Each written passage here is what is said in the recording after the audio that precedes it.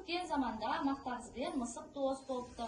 Мақтағыз үйін жинап жүріп, бір мейіз тауып алады да, мысығын шақырады. Мысығын бер кел, мысығын бер кел, мысығын бер кел, келесің келме. Деп мейізді өзі жеп қояды. Жеп болған соң мысық келеді. Яу, не болды, мақтағыз? Айтпаймын.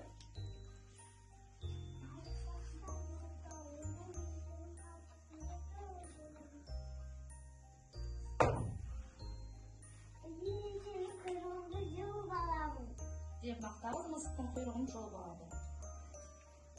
Мақтағыз, менің құйрығымды берші.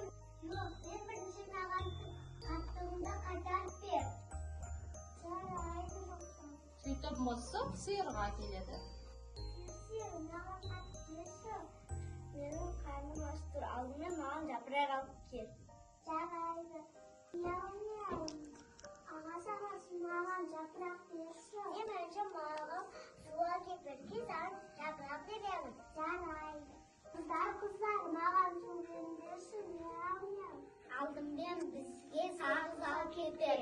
Біз саған су береміз. Жарайды. Мысық сатушыға барады. Екінші маған сағыз берші. Алдымен сен маған жұмыртқа алып кел. Жарайды. Мяу-мяу. Тауық, маған жұмыртқа берші. Сен алдымен маған дәрі әкеп бер, сосын саған жұмыртқа берем. Жарайды. Не істесем екен? Столыңа қаппайым. Үйіңде не бар, жаның бар да айт. Үйіңде дәрі бар. Меншім, менің соны маған әкеп бер.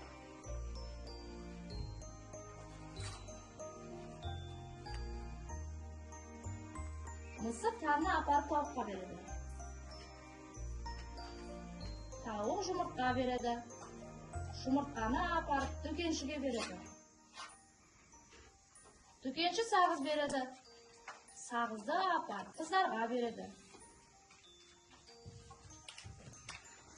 Қыздар су береді. Суды апарып ағашқа береді. Ағаш жапырақ береді. Жапырақты алып, сиырға береді.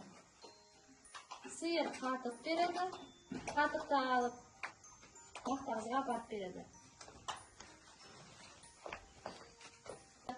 Мақтағыз мысықтың құйрығын қайтарып береді.